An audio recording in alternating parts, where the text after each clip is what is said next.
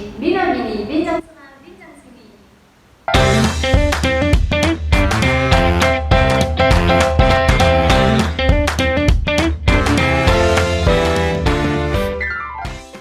Saat ini banyak sekali isu gencar terkait media pembelajaran yang digunakan oleh pendidik. Banyak siswa-siswi yang justru sulit mengikuti pembelajaran serta guru yang juga merasa kesulitan dalam merancang media pembelajaran yang lebih mudah. Maka dari itu, simak selengkapnya bersama kami untuk mengupas lebih dalam terkait urgensi dan tantangan media pembelajaran. Baik, di sini saya sudah bersama dua narasumber yang akan dilibatkan dalam acara ini. Yang pertama ada Kak Ernawati, halo, dan juga Kak Ratu, halo. Baik, ngomong-ngomong nih terkait media pembelajaran, menurut kakak-kakak ini mudah nggak sih untuk membuatnya? Karena kan di era digital ini mungkin banyak sekali orang yang mengakses pendidikan melalui teknologi ya. Dan itu bagaimana menurut kakak-kakak yang ada di sini? Oke, baik. Dari saya dulu ya Kak Putri ya. Kalau dari saya pribadi nih, media pembelajaran yang saya buat itu di era digital ini agak rumit ya, karena sebenarnya kan media pembelajaran yang dilakukan pada kurikulum sebelumnya kan agak ringan ya. Artinya tidak harus bercampur dengan teknologi digital gitu. Makanya menurut saya yang agak susah itu juga dalam menyelesaikan minat para siswanya itu mau bikin media yang seperti apa gitu. Terus kadang kan satu peserta didik dengan peserta didik yang lainnya itu berbeda-beda ya karakternya itu. Ada yang suka media yang seperti inilah, ada yang suka yang seperti itulah. Jadi kita itu harus mampu untuk menyesuaikan seperti apa sih minat siswa itu untuk belajar agar lebih giat lagi melalui media yang kita buat gitu. Jadi dari saya pribadi juga harus bisa menyesuaikan minat peserta didik untuk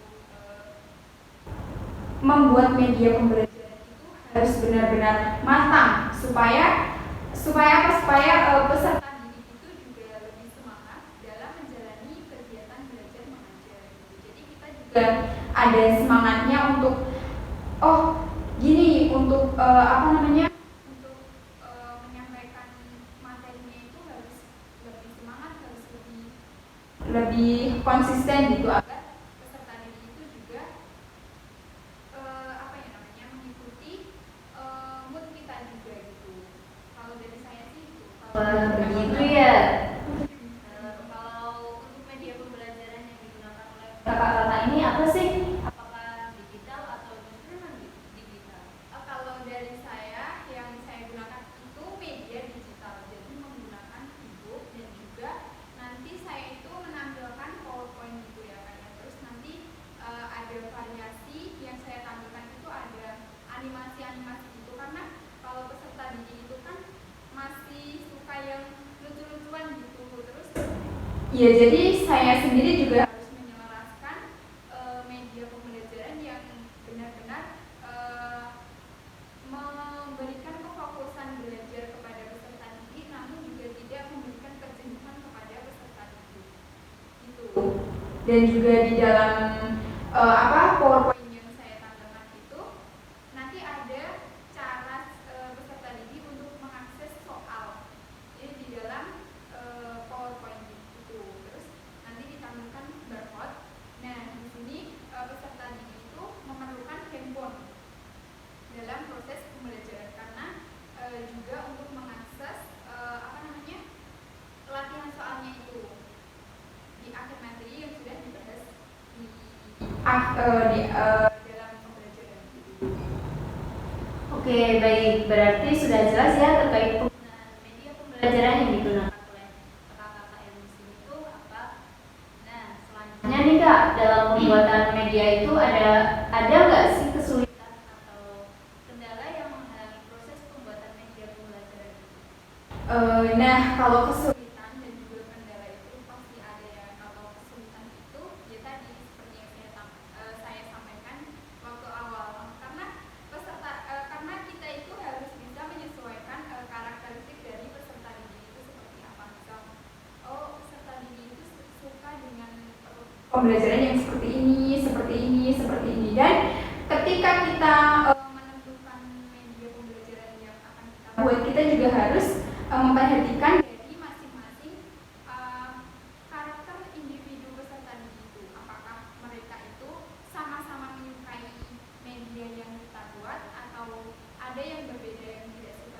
yang kita buat gitu. Jadi mungkin itu menjadi kendala bagi saya untuk menciptakan media pembelajaran yang agak apa ya, istilahnya agak mudah gitu.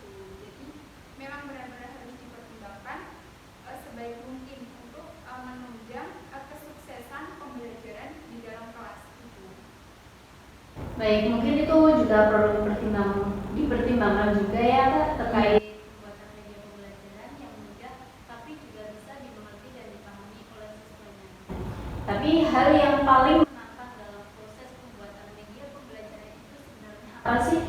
Kalau hal yang paling menantang dalam proses pembuatan media pembelajaran itu sebenarnya banyak, tapi yang paling menonjol itu ketika kita sudah apa ya, kita sudah menciptakan media pembelajaran, tetapi peserta didik itu masih kewayangan kesana kemari dan seperti tidak menghiraukan apa yang sudah kami ciptakan, apa yang sudah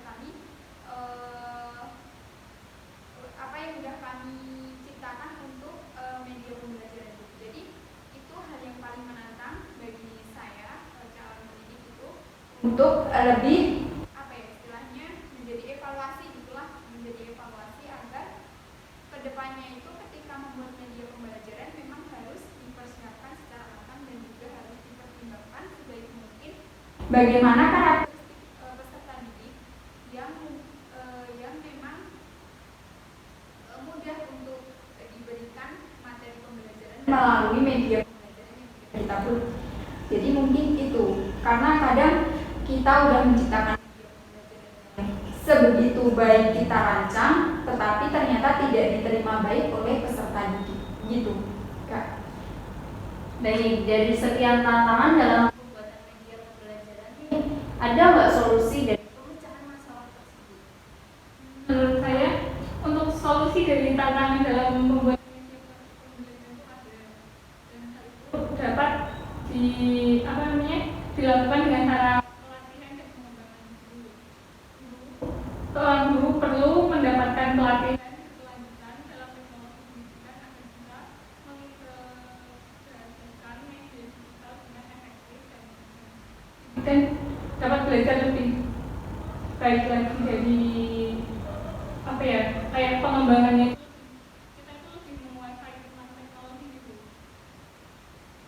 Untuk yang kedua itu terdapat kolaborasi dan berbagi sumber budaya. Seorang guru dapat bergabung dalam komunitas belajar atau forum daring untuk berbagi dan mendapatkan materi pembelajaran yang lebih berkualitas. Yang ketiga, penggunaan alat yang mudah untuk digunakan. Seorang guru dapat memilih alat atau platform yang user friendly sehingga mudah digunakan oleh guru dan siswanya. Selanjutnya terdapat feedback dan evaluasi secara terus-menerus, mengumpulkan umpan balik dari siswa dan guru untuk terus memperbaiki media pembelajaran yang digunakan. Yang terakhir, terdapat hubungan teknologi dan infrastruktur. Seorang guru harus memastikan infrastruktur teknologi yang memadai, seperti koneksi internet yang stabil dan perangkat yang mendukung. Oke, baik Kak, terima kasih. Nah, kemudian ada nggak Kak alternatif media pembelajaran digital di era sekarang ini? Karena kan mungkin ini juga pengaruh dari kurikulum Merdeka ya. Jadi memang diperlukan penggunaan media digital gitu. Mungkin ada nggak nih alternatif media digital yang lain mungkin? Menurut saya untuk saat ini yang saya ketahui tentang alternatif media pembelajaran di masa sekarang ini terdapat 5. Yang pertama, terdapat platform pembelajaran online seperti Google Classroom, Microsoft Teams, dan Edmodo yang memfasilitasi pembelajaran jarak jauh. Yang kedua, terdapat aplikasi pembelajaran interaktif seperti Kahoot, Quizzes, dan Netpod yang membuat pembelajaran lebih menarik dan interaktif. Dan yang ketiga, terdapat video pembelajaran. Dan seorang guru dapat menggunakan YouTube atau platform video lainnya untuk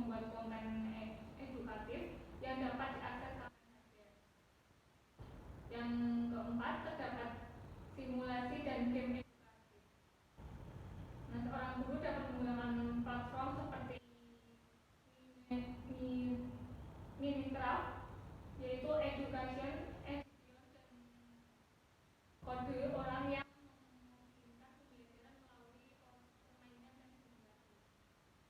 Dan yang terakhir, dan terdapat augmented reality, yaitu seorang guru dapat menggunakan tersebut untuk memberikan pengalaman belajar yang lebih interaktif, seperti Google Experience. Baik, dari beberapa media yang sudah dibuat oleh kakak-kakak ini, alat-alat apa saja nih yang diperlukan dalam pembuatan media pembelajaran? Alat-alat yang diperlukan saat pembuatan media pembelajaran itu terdapat komputer atau laptop. Komputer atau laptop itu digunakan untuk mengakses dan mengembangkan konten digital. Nah, selain itu juga terdapat kamera dan mikrofon. Hal tersebut digunakan ketika membuat video pembelajaran atau webinar. Dan yang ketiga terdapat software pengeditan video seperti Final Cut Pro atau aplikasi yang lebih sederhana seperti Vimeo.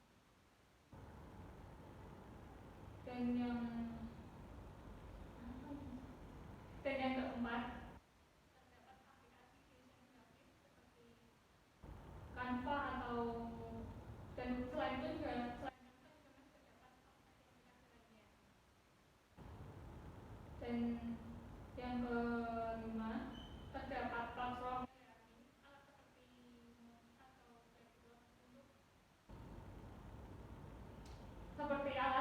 Moodle atau Blackboard untuk mengelola dan menyampaikan materi pembelajaran. Selain itu juga terdapat koneksi internet yang stabil. Hal ini dibutuhkan untuk mengunduh, serta mengakses konten online. Dan yang terakhir terdapat tablet atau handphone untuk membuat konten yang melibatkan tulisan tangan dan ilustrasi langsung. Oke, itu tadi kita udah ngobrol santai bareng kakak-kakak pembuat media pembelajaran. Nah, sampai sini kita sudah mendapatkan beberapa informasi terkait urgensi dan tantangan dalam pembuatan media pembelajaran. Mungkin dari kakak-kakak nih, ada nggak pesan yang mau disampaikan kepada pendidik? Kalau dari saya dulu ya Kak. Iya. Oke, dari saya dulu mungkin pesan singkat untuk para pendidik atau guru-guru yang mungkin sedang menciptakan atau sedang berusaha untuk membuat media pembelajaran yang menarik bagi peserta didik. Mungkin kita juga perlu melek dengan teknologi, karena di zaman sekarang itu kita tidak bisa lepas dengan teknologi. Tetapi di sisi lain kita juga perlu untuk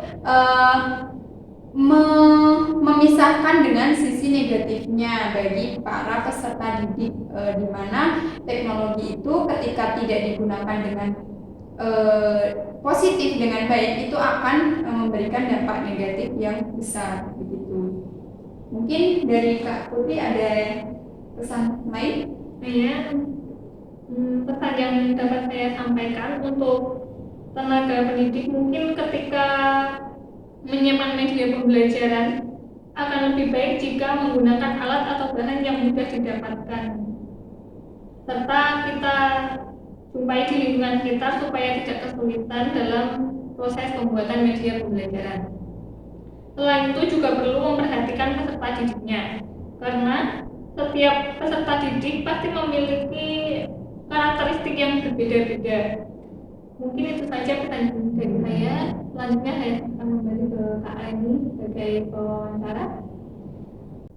Oke, baik, terima kasih pemirsa. Dalam acara ngobrol santai terkait urgensi dan tantangan media pembelajaran di era digital, dari Kak Ernawati dan juga Kak Tura Putri, terima kasih sudah menyempatkan hadir dan memberikan informasi yang lengkap terkait apa saja permasalahan dalam pembuatan media pembelajaran di era digital ini, dan sudah menyempatkan waktunya untuk duduk bareng di sini. Dan kami tutup sampai di sini. Sampai bertemu dalam acara selanjutnya. Terima kasih dan sampai jumpa.